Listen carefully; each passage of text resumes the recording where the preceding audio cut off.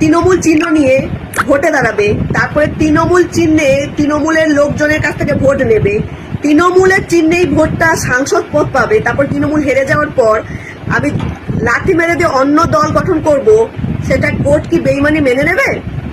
দিদি number one তো আগে গেছে রচনা দিন, এবার সাংসদ পদ যেতে চলছে, কি হবে ধোঁয়া দিদির? লজ্জা না থাকলেই তো এরকমটা দেখা যায়। বালিশ চাটার দল থেকে এখন এক এক করে দিদির দলে আবার ফিরে আসার জন্য কাকুতি মিনতি কত কিছু যে করছে। আরে কি যে করবি, তোরা হচ্ছিস ঘাটের মরা, মানে না রাহেগা ইস ঘাটকা, না রাহেগা উস ঘাটকা। তোরা মানে একবার এদিক থেকে যাবি ওদিকে, ওদিক থেকে যাবি এদিকে, মানে তালে যেদিকে তাল পাবি সেদিকে তালে তালে তাল মেলাবি। লজ্জা নেই রে বাবা। তোদের যদি লজ্জা থাকে তাহলে বল, মানুষের চামড়া যদি গায়ে থেকে থাকে তাহলে বলবো যে তোরা দল ছাড়।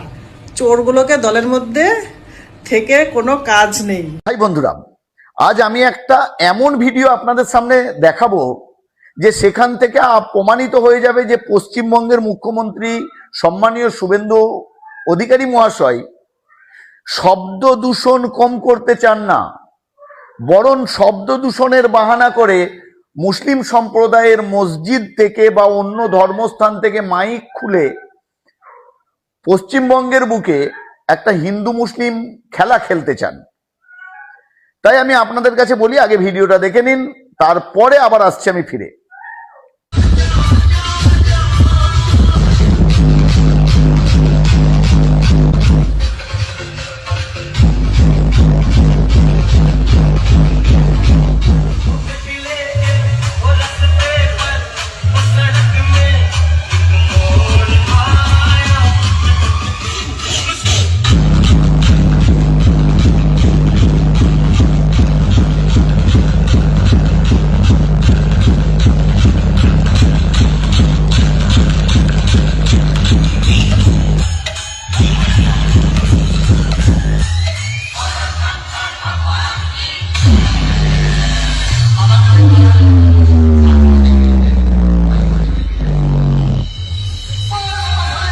ভিডিওটা আপনারা শুনলেন বা দেখলেন, কি হচ্ছে? ডিজের উত্তাল আওয়াজে শোকেস থেকে মেডিকেল স্টোরের ওষুধ নিচে পড়ে যাচ্ছে। চিন্তা করুন কতটা শব্দ দূষণ। কিন্তু সেটা আমাদের মুখ্যমন্ত্রীর নজরে পড়ে না এবং ওই পুলিশ প্রশাসনের নজরে পড়ে না, বরং তারা আরো গার্ড দিয়ে ওই ডিজেওয়ালাদের সহযোগিতা করছে। এখান থেকে একটা জিনিসই প্রমাণিত হয়,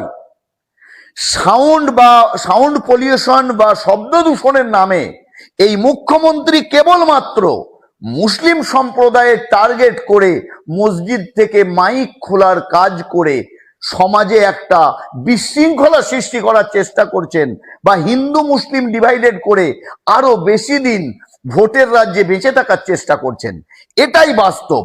আর বাকি যে সমস্ত ধর্মস্থান থেকে মাইক খুলেছে সেটার সংখ্যা আপনারা জানেন, সেটা কেবলমাত্র নিজেকে সৎ প্রমাণিত করার জন্য, বাকি আর কিছু নয়। তাই আমি সকলের কাছে অনুরোধ করব, এই ভিডিওকে বেশি বেশি করে শেয়ার করবেন, এবং সে সরকার হোক বা বিরোধী পক্ষ হোক, সে জাতি ধর্ম বর্ণ নির্বিশেষে অন্যায়কে অন্যায় বলতে শিখুন এবং অন্যায়ের প্রতিবাদ করুন, জাতির স্বার্থে, দেশের স্বার্থে, বিশেষ করে আমাদের জন্মভূমি পশ্চিমবঙ্গের স্বার্থে। সকলে সুস্থ থাকুন, ভালো থাকুন, এই কামনা করি। ধন্যবাদ। পশ্চিমবঙ্গের মুখ্যমন্ত্রী সম্মানীয় শুভেন্দু অধিকারী মহাশয় পশ্চিমবঙ্গের মুখ্যমন্ত্রী হওয়ার পর থেকে যতগুলো সভা করেছেন এবং যত বিবৃতি দিয়েছেন, প্রতিটি সভা এবং প্রতিটি বিবৃতিতে উনি মুসলিম সম্প্রদায়কে টার্গেট করে কথা বলেছেন।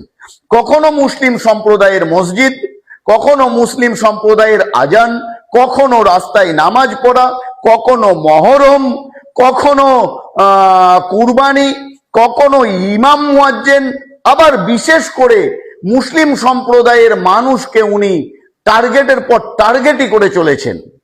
একজন বড় সাংবিধানিক পদে থাকার পর এই ধরনের বিবৃতি কিন্তু ওনাকে শোভা দেয় না। কিন্তু এর কারণ জানতে গিয়ে একটা ভয়ানক কারণ আমাদের সামনে এসে পৌঁছেছে। কারণ যে উনি সর্বপ্রথমে আরএসএস এর নন।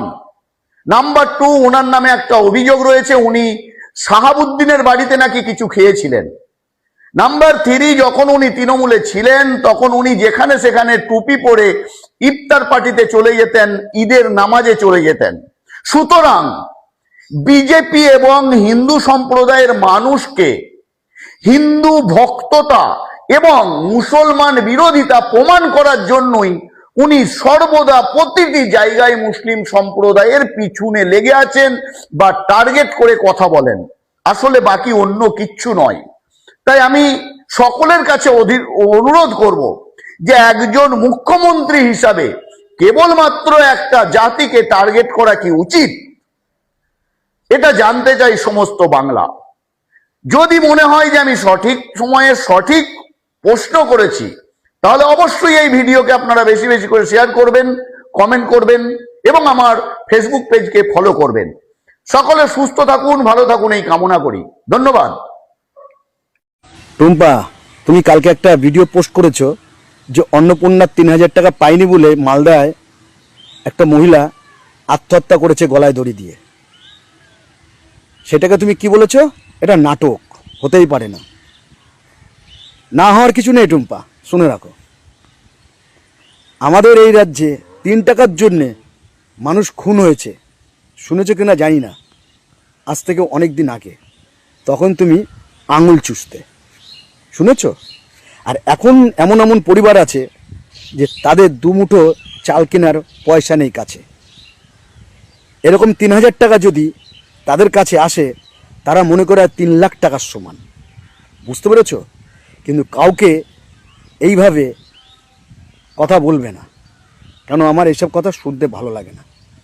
তোমার এই কথার জন্যে আমি আজকে আর একটা ভিডিও করলাম, এই কারণে যে এমন এমন পরিবার আছে তাদের একটা উপরে চাল নেই, ঘরে চাল নেই, উপরে তো ছাদ নেই, চাল নেই, আর ঘরে চাল নেই, ডাল নেই, খাবার কিছু নেই।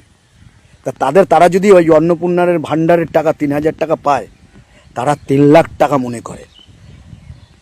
তারা মনে করে আমি একটা লাখ টাকার সম্পত্তি পেয়েছি। তারা হচ্ছে গরিব মানুষ। তো এমন হতে পারে ও দিন এনে দিন খাচ্ছে, পায়নি বলে আত্মহত্যা করেছে টেনশানে, তাও তো হতে পারে। কিন্তু সেটাকে তুমি কি বলছো? নাটক। তোমার মতন এই রাজ্যে এরকম মেয়ে ছেলে যদি থাকে না, তো এই রাজ্যের কোনো দিন ভালো হবে না, অবনতি ছাড়া উন্নতি হবে না। তা তোমার মতন মেয়ে ছেলেদের কি বলবো এখন? ফেসবুকে গালাগালি দিতে পারি না, ফেসবুক আমাকে কি দেবে? ইস্যু দেখিয়ে দেবে। তা তোমাকে বলছি, মুখে লাগাম দাও। এখনও বলছি, মেয়ে ছেলেরা এখনও বলছি রেগে রয়েছে, তুমি এইসব ভিডিও করা বন্ধ করো। আমি এখনও বলছি, মানুষের পাশে দাঁড়াও, অনেক আশীর্বাদ পাবে। আর নাহলে গালাগালি খেতে খেতে না বিছনায় পঙ্গু হয়ে পড়ে থাকবে। শুনে রাখো টুম্পা। শোনো টুম্পা, তোমাকে